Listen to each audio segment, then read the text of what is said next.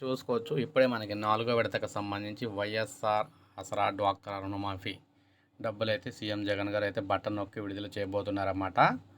So ఈ రోజు నుంచి పట్టుకొని 15 రోజుల పాటు అంటే ఫిబ్రవరి 5వ తారీఖు వరకు కూడా వైఎస్ఆర్ ఆసరా కార్యక్రమాలు ఆయా మండలాల్లో ఆయా నియోజకవర్గాల్లోని డేట్స్ బట్టి అయితే జరుగుతూ ఉంటాయి.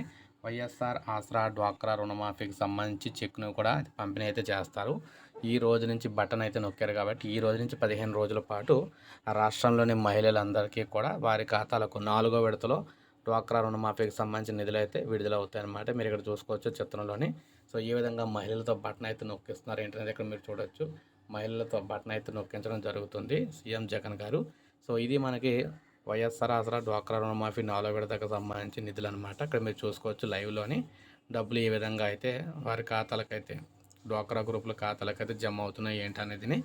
అయితే ఈ రోజు నుంచి 15 రోజుల పాటు ఈ డబ్బులు అయితే వస్తాయి కాబట్టి ఒక్కొక్కరు ఎవరైతే ఇంకా రాలేదని చెప్పేసి కంగారు అయితే పడద్దనమాట. ఈ విధంగా రుణమాఫీకి సంబంధించి డబ్బులు వరుసగా 15 రోజుల పాటు ఒక్కొక్క నియోజకవర్గంలో ఒక్కొక్క రోజునైతే జమ చేస్తూ ఉంటారనమాట.